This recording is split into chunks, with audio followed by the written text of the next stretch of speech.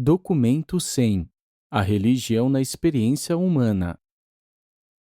A experiência da vivência religiosa dinâmica transforma o indivíduo medíocre numa personalidade de poder idealístico.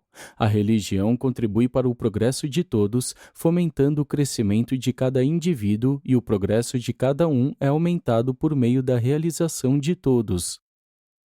O crescimento espiritual é estimulado mutuamente pela ligação íntima com outros religiosos.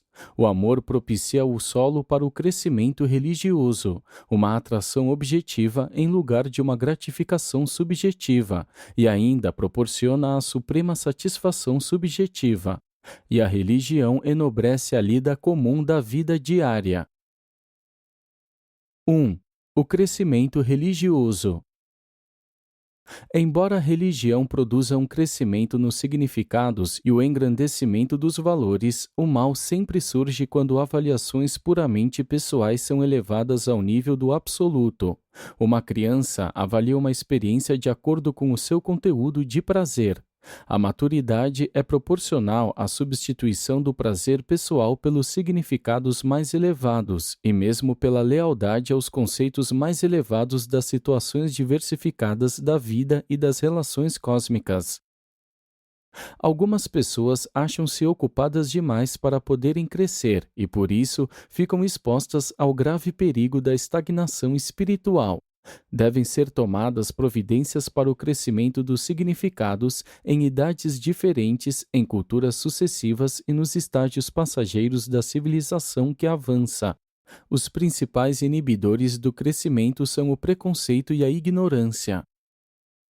Dai a cada criança em desenvolvimento uma oportunidade para que ela faça com que a própria experiência religiosa cresça. Não imponhais a ela a experiência já pronta do adulto. Lembrai-vos de que o progresso, ano a ano, dentro de um regime educacional estabelecido, não significa necessariamente um progresso intelectual e menos ainda um crescimento espiritual. O aumento do vocabulário não significa desenvolvimento de caráter. O crescimento não é indicado verdadeiramente por meros produtos, mas muito mais pelo progresso. O crescimento educacional verdadeiro é indicado pelo engrandecimento dos ideais, por uma apreciação maior dos valores, por novos significados para os valores e maior lealdade aos valores supremos. As crianças impressionam-se permanentemente apenas pela lealdade dos seus companheiros adultos. Os preceitos ou o exemplo mesmo não exercem influência duradoura.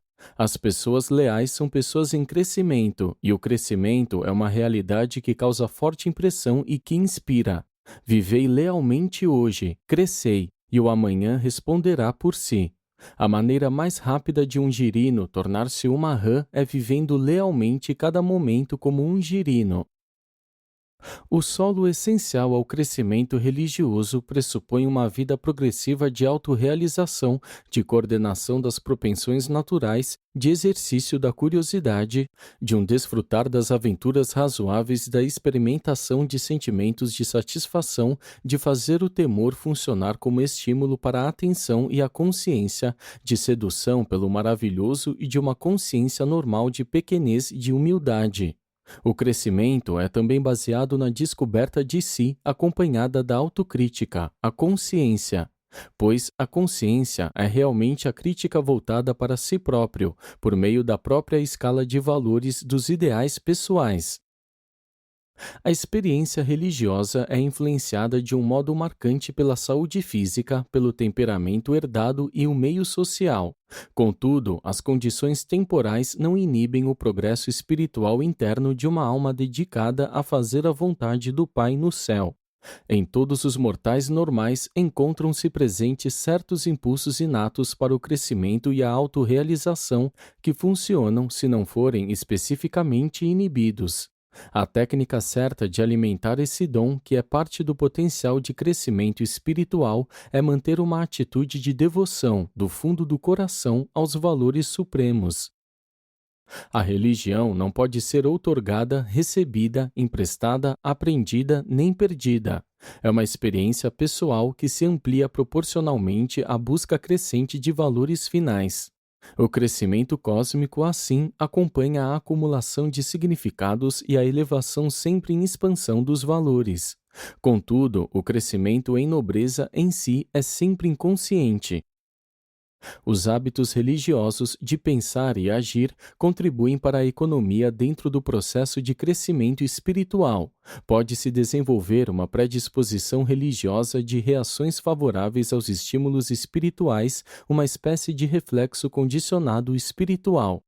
Os hábitos que favorecem o crescimento religioso abrangem o cultivo da sensibilidade para os valores divinos, o reconhecimento do viver religioso nos outros, a meditação reflexiva sobre os significados cósmicos, o fervor da adoração ao resolver os problemas, o compartilhar da própria vida espiritual com os semelhantes, o evitar do egoísmo, a recusa de abusar da misericórdia divina e viver como se em presença de Deus.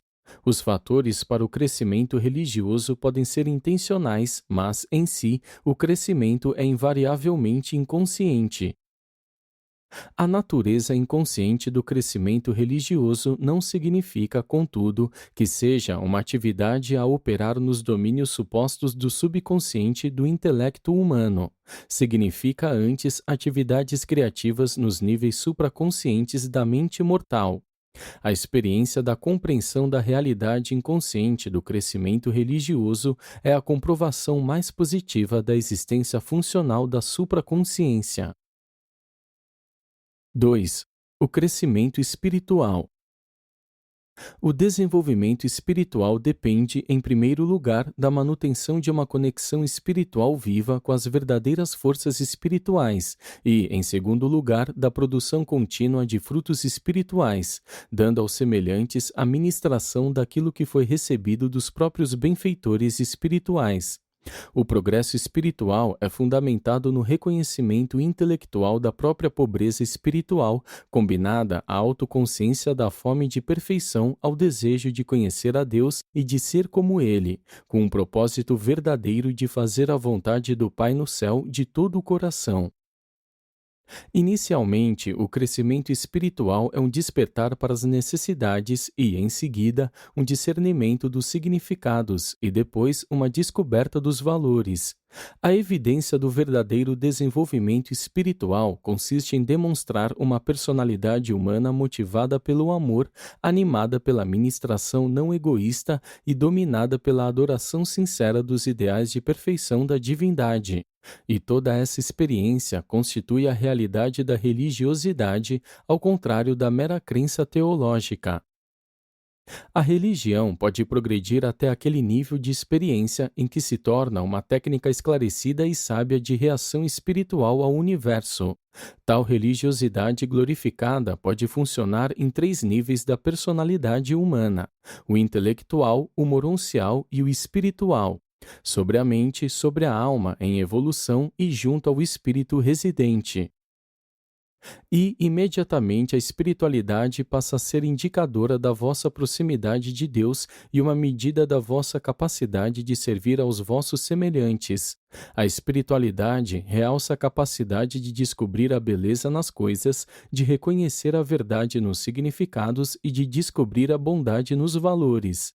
O desenvolvimento espiritual é determinado por tais capacidades e é diretamente proporcional à eliminação da qualidade egoísta no amor. O status espiritual real é a medida do vosso alcance da deidade, da vossa sintonização com o ajustador. O alcançar da finalidade da espiritualidade é equivalente a atingir o máximo de realidade, o máximo de semelhança com Deus. A vida eterna é a busca perpétua dos valores infinitos. A meta da autorrealização humana deveria ser espiritual, não material. As únicas realidades que valem o esforço são as divinas, espirituais e eternas. O homem mortal encontra-se capacitado para desfrutar do prazer físico e da satisfação de afetos humanos.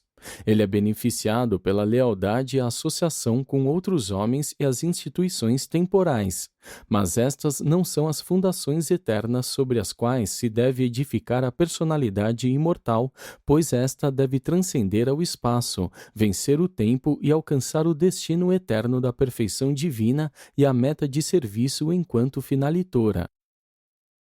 Jesus retratou a profunda segurança do mortal sabedor de Deus ao dizer: para um crente do reino que conhece Deus, que importa se todas as coisas terrenas entrarem em colapso? As seguranças temporais são vulneráveis enquanto as seguranças espirituais são inexpugnáveis. Quando as torrentes da adversidade humana, do egoísmo, da crueldade, do ódio, da malícia e da inveja afluírem à porta da alma humana, podeis manter-vos na certeza de que há um bastião anterior, a cidadela do espírito, que permanece absolutamente inatingível. E isso é verdadeiro, ao menos para todo aquele ser humano que tenha entregado a guarda da sua alma ao Espírito residente do Deus eterno. Após essa realização espiritual, assegurada seja pelo crescimento gradativo, seja por uma crise específica, ocorre uma nova orientação da personalidade, bem como o desenvolvimento de uma nova medida de valores. E tais indivíduos nascidos do Espírito têm as suas motivações tão renovadas na vida que podem calmamente permanecer de pé enquanto suas ambições mais caras perecem e suas esperanças mais ardentes entram em colapso. Pois, sem duvidar, sabem que tais catástrofes não são senão cataclismos retificadores a arruinar suas criações temporais, em prenúncio da construção de uma realidade mais nobre e mais duradoura, num nível novo e mais sublime de realização no universo. 3. Conceitos de valor supremo. A religião não é a técnica para alcançar uma paz mental estática e abençoada. É o impulso para organizar a alma para o serviço dinâmico. É o alistamento de toda a individualidade no serviço leal de amar a Deus e servir ao homem. A religião paga qualquer preço essencial ao alcance da meta suprema, a recompensa eterna. Na lealdade religiosa há uma plenitude de consagração que é de magnífica sublimidade, e esse tipo de lealdade é socialmente eficaz, espiritualmente progressivo. Para o religioso, a palavra Deus torna-se um símbolo que significa a aproximação à realidade suprema e o reconhecimento ao valor divino. As preferências e os desagrados humanos não determinam o bem e o mal. Os valores morais não advêm de desejos realizados ou de frustração emocional. Na contemplação dos valores, deveis distinguir entre aquilo que é valor e aquilo que tem valor. Deveis reconhecer a relação entre as atividades agradáveis, a integração significativa delas e a realização engrandecida em níveis sempre mais elevados da experiência humana. Significação é algo que a experiência acrescenta ao valor. É a consciência apreciativa dos valores. Um prazer isolado e puramente egoísta pode conotar uma desvalorização virtual dos significados, um gozo sem sentido a beirar as raias do mal relativo. Os valores tornam-se experienciados quando as realidades têm sentido e são mentalmente associadas, quando tais relações são reconhecidas e apreciadas pela mente. Os valores não podem nunca ser estáticos. A realidade significa mudança, crescimento. A mudança sem crescimento, sem expansão de significado e sem exaltação do valor, nada vale. É mal em potencial. Quanto maior a sua qualidade de adaptação cósmica, mais significado qualquer experiência traz. Os valores não são ilusões conceituais, são reais, mas dependem sempre do ato dos relacionamentos.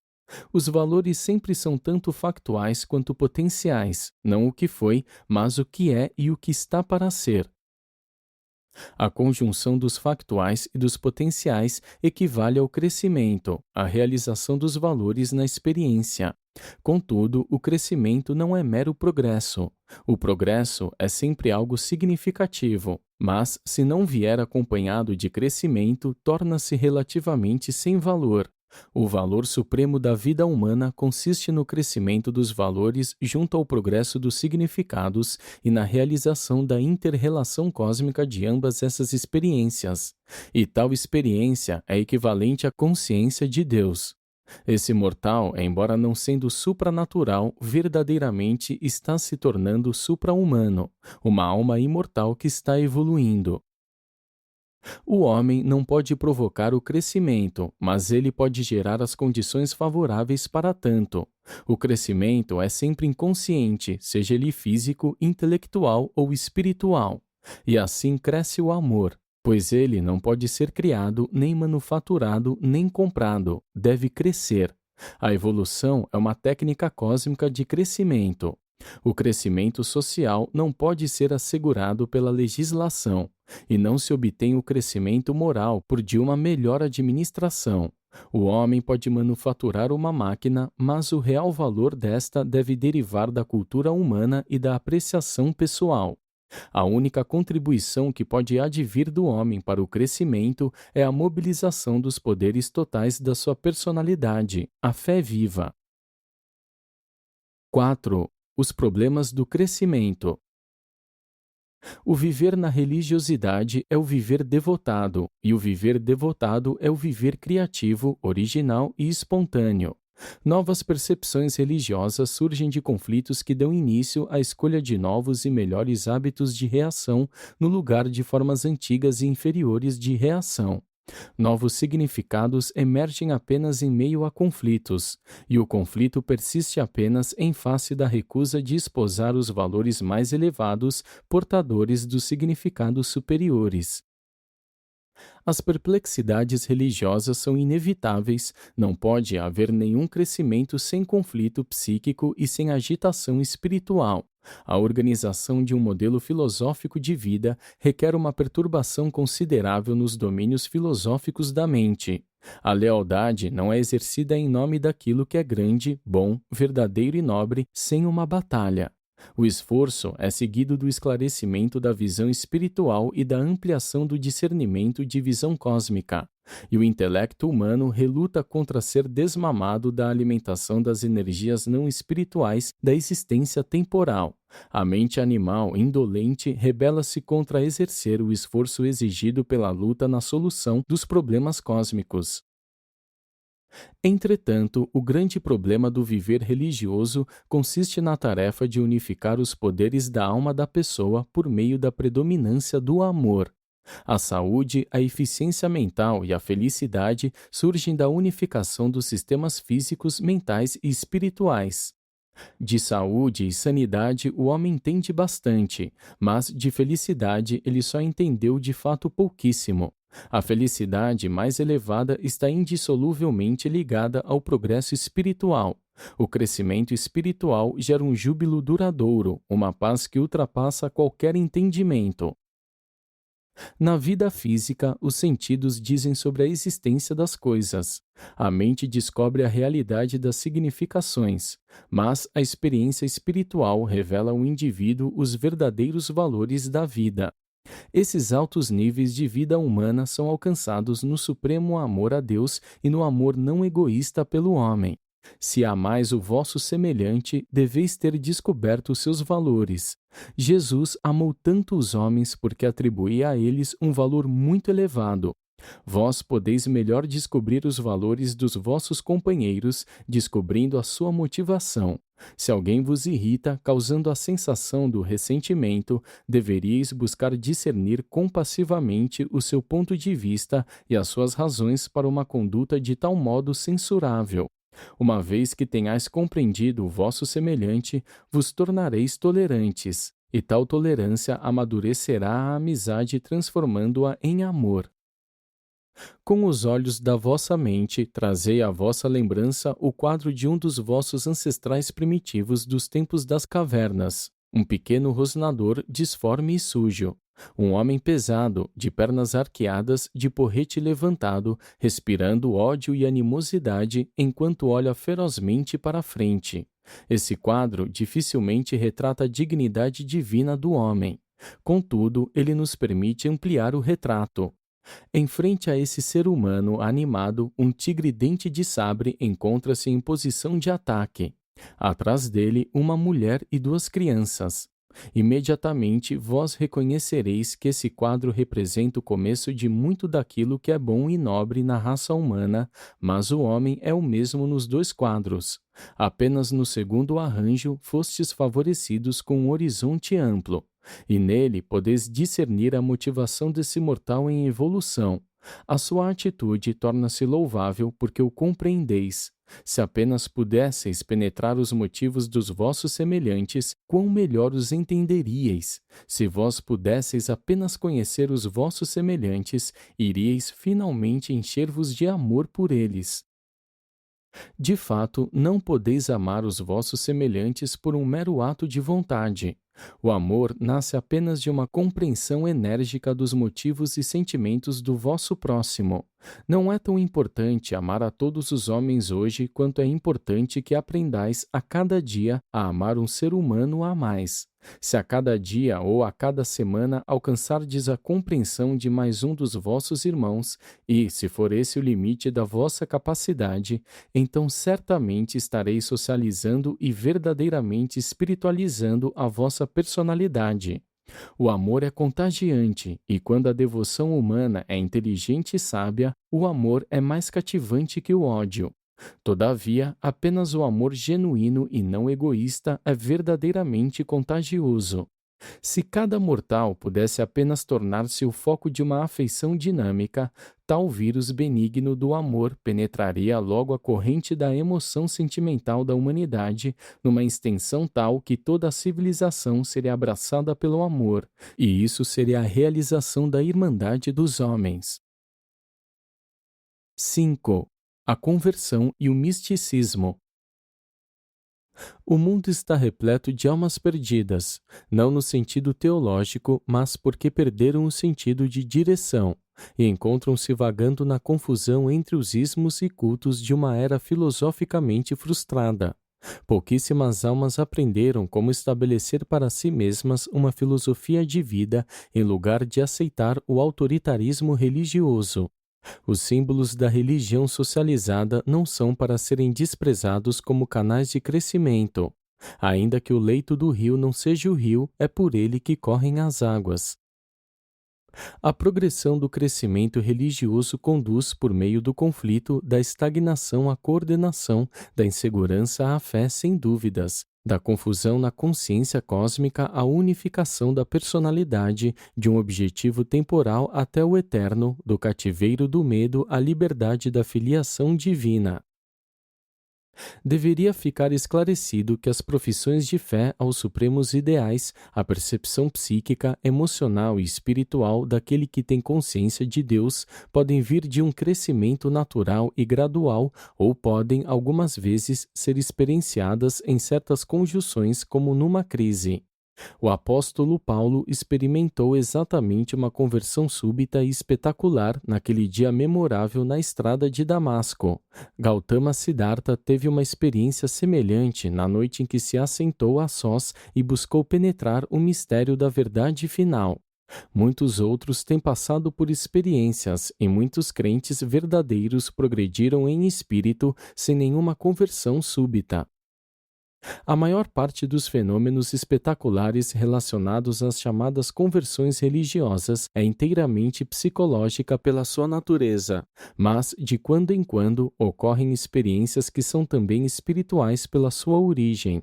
Quando a mobilização mental é absolutamente total, em qualquer nível psíquico de expansão na direção da realização espiritual, quando é perfeita a motivação humana de lealdade à ideia divina, então, muito frequentemente, ocorre que o espírito residente sincroniza-se subitamente abaixo com o propósito concentrado e consagrado da mente supraconsciente do mortal crente. E tais experiências de fenômenos intelectuais e espirituais unificados constituem as conversões, que consistem em fatores além dos envolvimentos puramente psicológicos. Por si, todavia, uma emoção só indica uma conversão falsa. Deve ter-se fé tanto quanto sentimentos. Visto que tal mobilização psíquica é parcial e a motivação da lealdade humana é incompleta, nessa mesma medida a experiência da conversão será uma realidade mista, intelectual, emocional e espiritual. Se está disposto a reconhecer uma mente subconsciente teórica como uma hipótese prática com a qual trabalhar numa vida intelectual de algum outro modo unificada, então, para ser-se coerente, dever-se-ia postular um domínio semelhante e correspondente de atividade intelectual ascendente. E este é o nível supraconsciente, uma zona de contato imediato com a entidade do espírito residente, o ajustador do pensamento.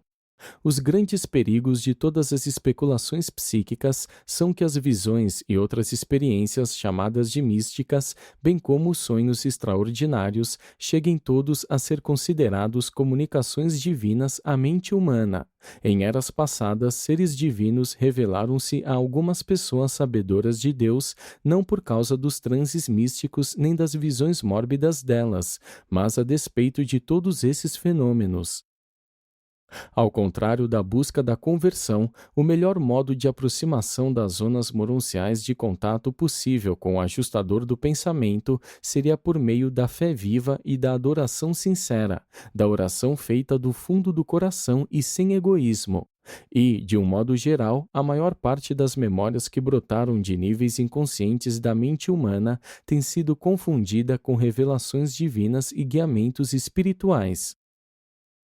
Um grande perigo está ligado à prática habitual do sonho religioso estando acordado.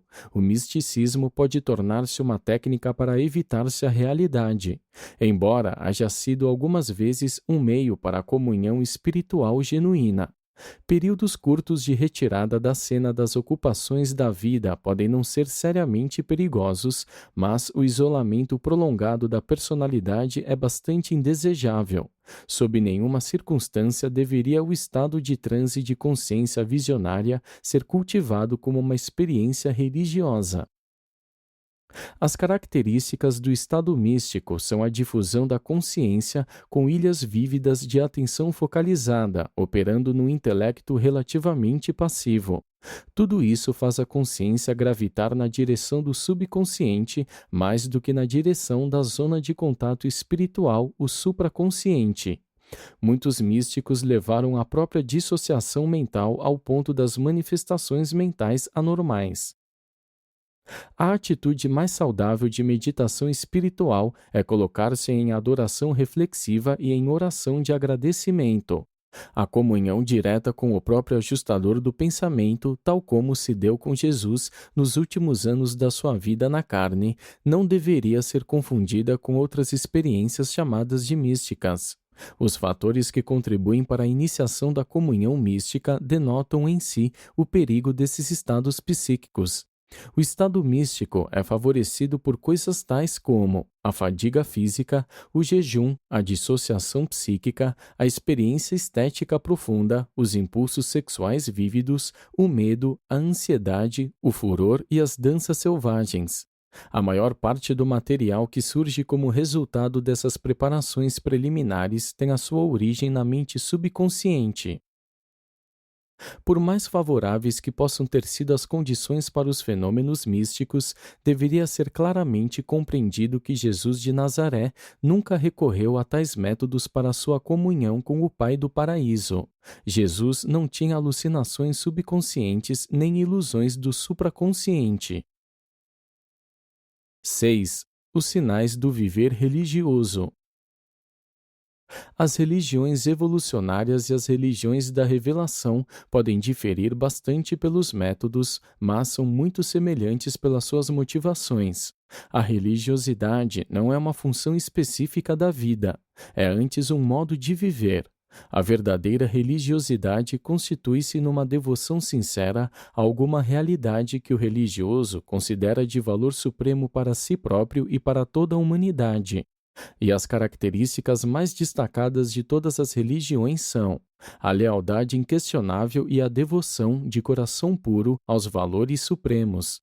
Essa devoção religiosa aos valores supremos é mostrada na relação da mãe, supostamente irreligiosa, para com o seu filho, e na lealdade fervorosa dos não religiosos a uma causa esposada por eles.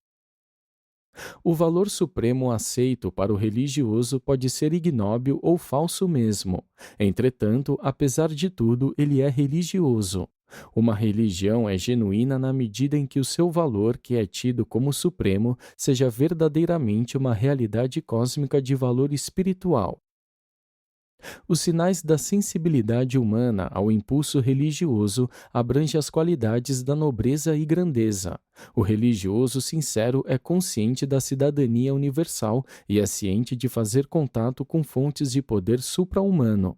Ele emociona-se e energiza-se com a segurança de pertencer à fraternidade superior e enobrecida dos filhos de Deus. A consciência da própria dignidade tornou-se aumentada pelo estímulo da busca dos objetivos mais elevados no universo, as metas supremas. O eu rendeu-se ao ímpeto intrigante de uma motivação todo-abrangente que impõe uma autodisciplina maior, que reduz o conflito emocional e torna a vida mortal verdadeiramente digna de ser vivida. O reconhecimento mórbido das limitações humanas é transformado na consciência natural das falhas mortais, associada à determinação moral e aspiração espiritual de atingir metas universais e superuniversais mais elevadas. E essa luta intensa para alcançar ideais supramortais é sempre caracterizada por uma paciência crescente na indulgência, fortaleza e tolerância. A verdadeira religião, contudo, é um amor vivo, uma vida de serviço. O distanciamento do religioso de muito daquilo que é puramente temporal e trivial nunca leva ao isolamento social e não deveria destruir o senso de humor. A religião genuína nada tira à existência humana, mas acrescenta, sim, um novo sentido a tudo na vida. Gera novos tipos de entusiasmo, de zelos e de coragem.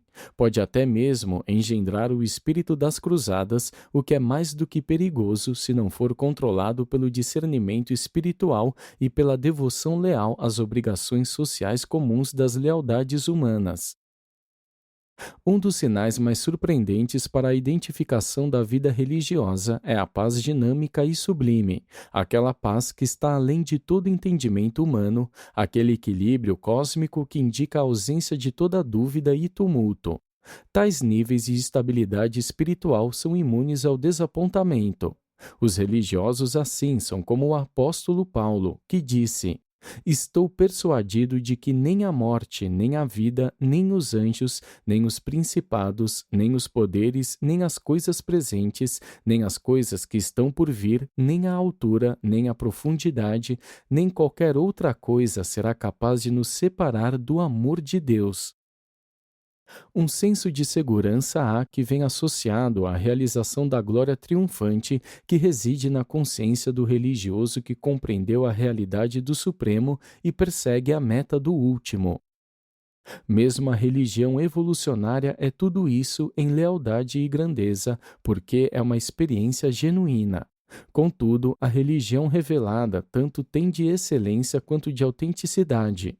As novas lealdades, na visão espiritual ampliada, criam novos níveis de amor e devoção, de serviço e companheirismo, e a perspectiva social, assim ampliada, produz uma consciência maior da paternidade de Deus e da irmandade dos homens. A diferença característica entre a religião que evolui e a religião revelada é uma qualidade nova de sabedoria divina, que é acrescentada à sabedoria humana puramente experiencial. No entanto, é a experiência dentro das religiões humanas que desenvolve a capacidade para a recepção das dádivas subsequentes, de maior sabedoria divina e discernimento cósmico. 7. O apogeu da vida religiosa. Embora o mortal comum de Urântia não possa esperar atingir a alta perfeição de caráter adquirida por Jesus de Nazaré, enquanto permaneceu na carne, é totalmente possível a todo mortal crente desenvolver uma personalidade forte e unificada, pautando-se pelas linhas perfeccionadas da personalidade de Jesus. O aspecto singular da personalidade do Mestre não era tanto a sua perfeição, quanto a sua simetria, a sua unificação extraordinária e equilibrada.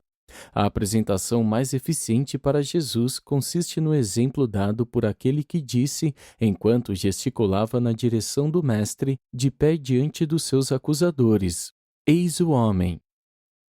A bondade infalível de Jesus tocava os corações dos homens, mas a sua inflexível força de caráter maravilhava os seus seguidores. Era verdadeiramente sincero, nada havia de hipócrita nele.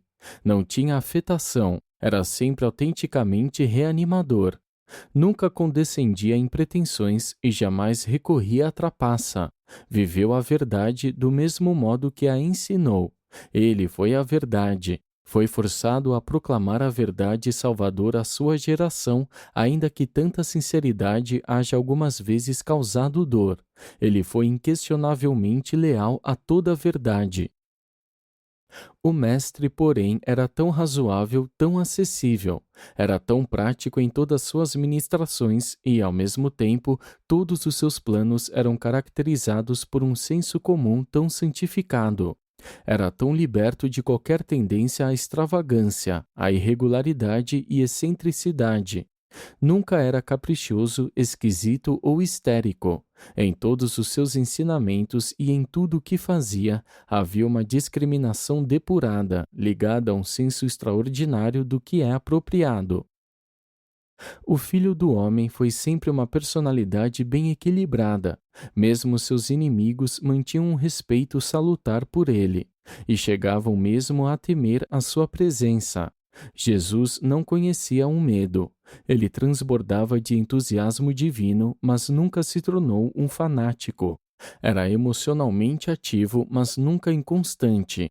Era imaginativo, mas sempre prático. Ele enfrentava as realidades da vida com franqueza, sem nunca chegar a tornar-se embotado ou prosaico. Era corajoso sem jamais ser descuidado. Prudente, mas nunca covardemente. Era compassivo, mas não era sentimental. Único, sem ser excêntrico. Ele era pio, mas não era santarrão. E era assim tão bem equilibrado porque era perfeitamente unificado. A originalidade de Jesus não era sufocante. Ele não estava preso à tradição, nem limitado pela escravização a nenhum convencionalismo restritivo. Falava com uma confiança segura e ensinava com autoridade absoluta. Contudo, a sua originalidade superior não o levava a negligenciar as pérolas da verdade contidas nos ensinamentos dos seus predecessores e contemporâneos, e o mais original dos seus ensinamentos foi a ênfase dada ao amor e à misericórdia em lugar do medo e do sacrifício. Jesus era muito amplo de visão. Ele exortava os seus seguidores a pregar o Evangelho a todos os povos. Não tinha nenhuma estreiteza de mente. O seu coração compassivo abraçava toda a humanidade e mesmo o universo. Sempre a sua exortação era: quem quiser vir, que venha. De Jesus foi realmente dito: ele confiou em Deus. Como um homem entre os homens, ele confiou de um modo muito sublime no Pai do céu, e confiou no seu Pai como uma criança pequena confia no seu pai terreno. A sua fé foi perfeita, mas nunca presunçosa. Não importa quão cruel a natureza possa parecer, nem quão indiferente possa ser ao bem-estar do homem na terra, Jesus nunca faltou com a sua fé. Ele era imune ao desapontamento e inatingível pela perseguição. O fracasso aparente não o atingiu. Jesus amou os homens como irmãos, ao mesmo tempo reconhecendo quão diferentes dos deles eram os seus dons inatos e as suas qualidades adquiridas. Ele escolheu o seu caminho de fazer o bem. Jesus era uma pessoa inusitadamente alegre, mas não era um otimista cego nem pouco razoável. A sua palavra de constante exortação era: tende ânimo. Podia manter a atitude confiante por causa da sua fé inabalável em Deus e na sua confiança imperturbável no homem. Ele demonstrou sempre uma consideração tocante por todos os homens, porque os amava e acreditava neles. E ainda foi sempre fiel às suas convicções e magnificamente firme na sua devoção de fazer a vontade do seu Pai. O Mestre foi sempre generoso, nunca se cansou de dizer: dar é mais abençoado do que receber. Dizia ele: gratuitamente recebestes, dai gratuitamente. E ainda com toda a sua ilimitada generosidade, nunca foi esbanjador ou extravagante. Ensinou que deveis acreditar para receber a salvação, pois todo aquele que procura receberá. Era candidamente direto, mas sempre afável. Ele dizia: se assim não fosse, eu vos haveria dito. E era franco, mas sempre amigável, aberto no seu amor pelos pecadores e no seu ódio ao pecado. Contudo, mesmo na sua surpreendente franqueza, ele foi infalivelmente justo. Jesus era alegre de um modo consistente, não obstante algumas vezes haver bebido profundamente da taça do sofrimento humano. Destemidamente enfrentou as realidades da existência e permaneceu pleno de entusiasmo pelo Evangelho do Reino. Porém, controlava o seu entusiasmo, nunca se deixou controlar por ele. Era dedicado sem reservas aos assuntos do Pai. Esse entusiasmo divino levou seus irmãos não espiritualizados a pensarem que ele estava fora de si, mas o universo que o observava apreciava-o como modelo de sanidade e como arquétipo da suprema devoção mortal aos altos padrões da vida espiritual. E o seu entusiasmo controlado foi contagioso. Os seus companheiros eram levados a compartilhar do seu otimismo divino. Este homem da Galileia não era um homem de tristezas, era uma alma da alegria. Estava sempre dizendo: rejubilai-vos na mais repleta alegria. Todavia, quando o dever exigia, estava disposto a caminhar corajosamente no vale da sombra da morte. Era jubiloso, mas ao mesmo tempo humilde. A sua coragem só foi igualada pela sua paciência. Sempre que pressionado a agir prematuramente, apenas respondia: minha hora ainda não chegou. Nunca tinha pressa, a sua serenidade mantinha-se sublime. No entanto, frequentemente tornava-se indignado com o mal e intolerante com o pecado. Muitas vezes foi levado a resistir poderosamente àquilo que era contrário ao bem-estar dos seus filhos da terra. No entanto, a sua indignação contra o pecado nunca o levou a ficar enraivecido com os pecadores. A coragem de Jesus foi magnífica, mas ele nunca era irrefletido. A sua palavra-chave foi: não temais. A sua bravura era elevada e a sua coragem frequentemente heróica. No entanto, a sua coragem estava ligada à prudência e controlada pela razão. Era uma coragem nascida da fé, não da presunção cega na negligência. Era verdadeiramente valente, mas nunca atrevido.